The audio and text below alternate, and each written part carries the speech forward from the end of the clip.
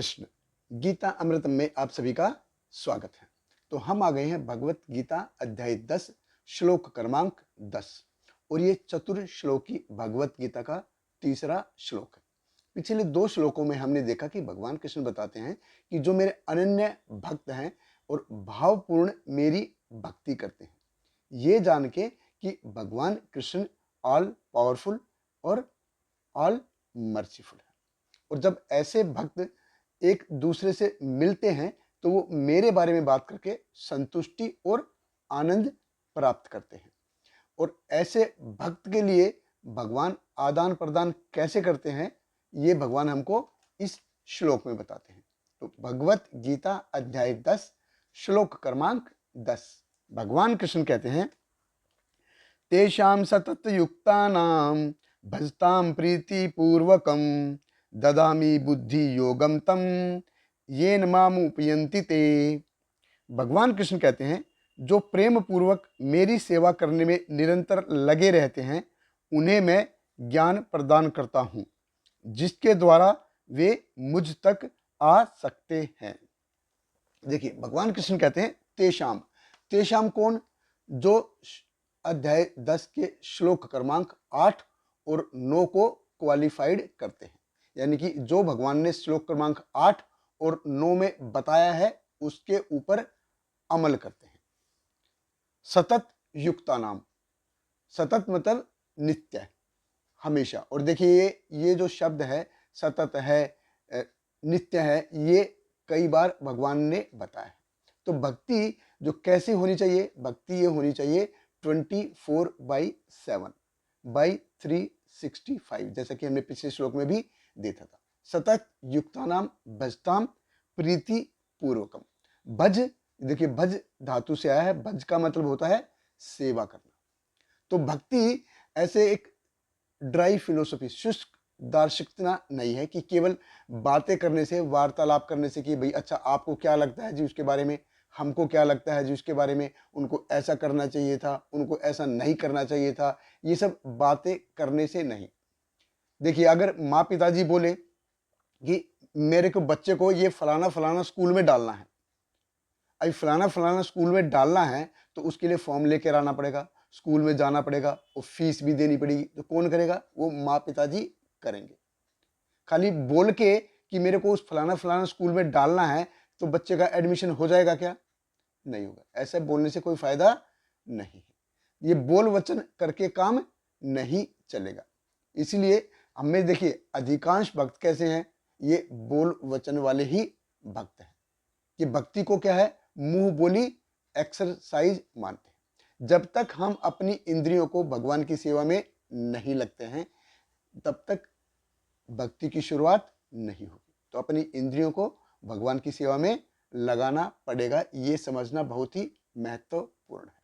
देखिए 5 हमारी कर्म इंद्रियां हैं और 5 हमारी ज्ञान इंद्रियां हैं और एक है मन। तो जब तक हम इन सब को भगवान की सेवा में नहीं लगाते हैं तब तक कोई फायदा नहीं। सो सतत युक्ता नाम, तो इंद्रियां और मन ये भगवान की सेवा में लगाना है। कैसे लगाना है? नित्य सतत। और कैसे है? प्रीति भजताम प्रीति पूर्वकम। ये प्रीति पूर्वकम क्या है? ये प्रीति पूर्वकम क्या है कि भगवान की सेवा में कैसे खाली बोलने से काम नहीं चलेगा कि यहाँ बैठ के मैं बोलूँ अगर कि मोदी को ऐसे सरकार चलानी चाहिए, इस मंत्री को ये बनाना चाहिए, उसको ये करना चाहिए, उसको ये करना चाहिए, ऐसी योजना बनानी चाहिए, ऐसे काम नहीं चलता। जब कुर्सी पे बैठते हैं तब जाके पता चलता है। अब चौराहे पे खड़े होके लोग बातें करें या विराट कोहली को ऐसे नहीं खेलना चाहिए था, ऐसे नहीं मारना चाहिए था, ये करना चाहिए था, वो करना चाहिए था। अरे एक बॉल फेस करके देखो, बॉल कब आएगी, कब मार मुर के कहाँ पे चली जाएगी, जब तक आप बैट उठाओगे आपको पता भी चलेगा नहीं। तो ऐसे बोल वचन करके कोई फायदा नहीं है। प्रीति पूर्वक भजन मतलब अपनी इंद्रियों को भगवान की सेवा में लगाना, सततम और हमेशा लगाना है। हम देखते हैं कि भगवान का जो भक्त है ये बनना इतना आसान नहीं है, भगवान का जो प्रिय बनना इतना आसान नहीं है। भगवान कृष्ण कहते हैं कि 24/7 मेरे बारे में सोचो, मेरे बारे में करो, बाकी सब मैं देख लूंगा, आपको सिर्फ मेरे बारे में करना है। तो इतनी शरणागति आसान है क्या? आसान नहीं। फिर भी भगवान बोलते कि ऐसे लोगों को क्या है, ददामी बुद्धि योग, कि मैं उनको बुद्धि प्रदान करता हूं।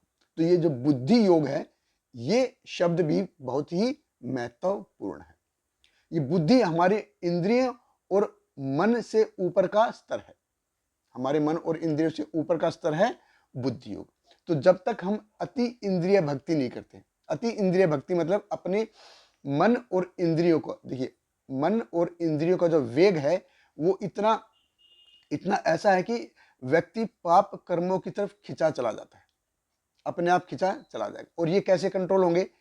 मन और इंद्रियां कंट्रोल होंगी बुद्धि से। तो भगवान कहते हैं कि ददामी बुद्धि योगम, मैं उनको ये बुद्धि योग देता हूं।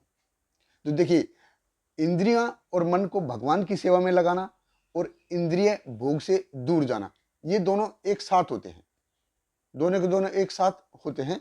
जैसे एक बार श्रील प्रभुपाद जी के जो गुरु महाराज है, श्रील भक्ति सिद्धांत सरस्वती ठाकुर महाराज, उनके पास एक आदमी आया और वो बोला कि मेरे को ना सपने में कृष्ण दिखाई दिए। तो श्रील भक्ति सिद्धांत सरस्वती ठाकुर ने पूछा कि क्या साथ में माया को देखा क्या? तो वो बोला कि नहीं, माया को तो नहीं देखा। तो श्रील भक्ति सिद्धांत सरस्वती ठाकुर बोले कि फिर तो आपका सपना फालतू था। तो भगवान कृष्ण और माया दोनों साथ में खड़े रहते हैं। देखो, जैसे एक बच्चा है, उसके पिताजी बोलते हैं कि इसको बड़ा होकर ना मैं केमिस्ट्री का प्रोफेसर बनाऊंगा। तो बार बार बच्चे को बोलते, बच्चा बड़ा होकर क्या बनेगा? बच्चा बोलता कि मैं बड़ा होकर केमिस्ट्री का प्रोफेसर बनूंगा। अरे अभी उसको केमिस्ट्री का सी भी नहीं पता है, केमिस्ट्री में पीएचडी करेगा, कैसे होगा?